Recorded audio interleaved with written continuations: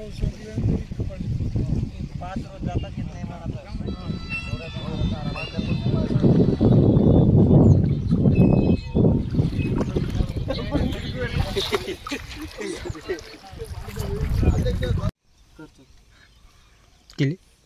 नमस्कार। आज तुम्ही बघू शकता की सातत्य 2 दिवस झालं पाऊस चालू आहे आणि 2 दिवस पाऊस चालू असल्या कारणामुळे हे जे नदीचं स्वरूप दिसतंय तुम्हाला, हे नदी नसून हा ओढा आहे आणि हा गेले 10 वर्ष झालं ह्याच वाड्याची हीच परिस्थिती आहे। 10 वर्ष झालं गेल्या आजूबाजूच्या शेतकऱ्याचं नुकसान होतंय, प्रशासनाचं काही देखील लक्ष नाही। ह्या रस्त्यानं पाठीमागे जाताना 10 गावाचा संपर्क तुटतोय।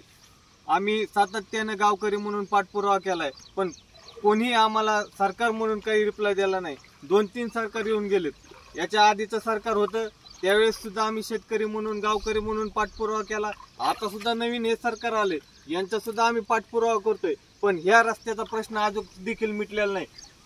या रामसगावची शेतजमीन 70% त्या रोडच्या पलीकडे, अतिशय शेतकऱ्याला जनावरांचा प्रश्न चाराचा असेल ते सुद्धा नेहमी वडा क्रॉस करता येत नाही।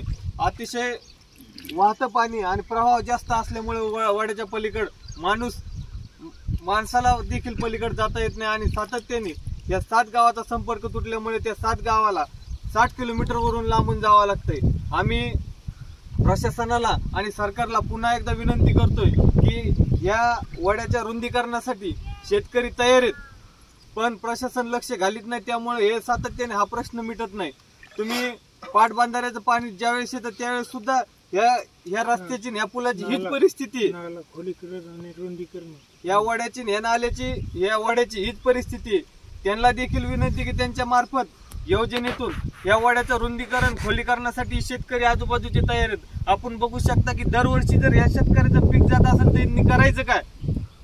या अनुषंगाने पुन्हा एकदा आम्ही गावकरी म्हणून विनंती करतो की हा प्रश्न कायमस्वरूपी या सरकारने मार्गी लावा। जय हिंद, जय महाराष्ट्र।